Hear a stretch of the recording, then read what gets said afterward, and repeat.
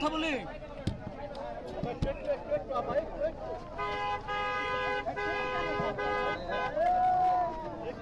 আরে তুই ছেড়ে বেরিস। এই ভাই সরেন না। আমার তো বাইরে দিতে ভাই। ভাই একটু গ্লাস নামান না, নামাই দেন না। আরে হালকা গ্লাস নামান না ভাইয়া। গ্লাস নামান। ভাই গ্লাস নামান না, একটু গ্লাস নামান। এই গ্লাসটা নামাই দেন। ভিতর গ্লাসটা একটু নামাই দেন। গ্লাস একটু গ্লাস নামান। এই গ্লাস নামান। ভিতরে গ্লাসটা একটু নামাই দেন। নামান না ভাই।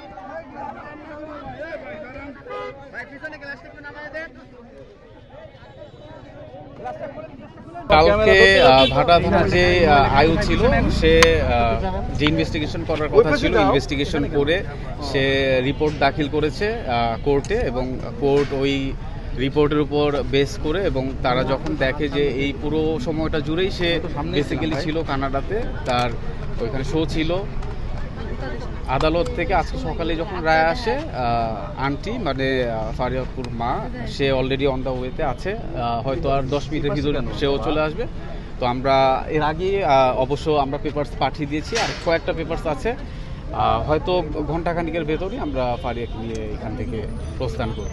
এইটা আসলে একটা হয়রানিমূলক মামলা, এটা পরিষ্কার এবং স্পষ্ট যে যখনই এই ঘটনা ঘটে দেখেন এখন কিন্তু সর্বস্তরের মানুষ চলে এসেছে এবং তার পক্ষে কথা বলছে এবং আমরা কখনোই চাই না যে একজন আর্টিস্টকে এইভাবে করে আসলে হয়রানির শিকার করা হোক।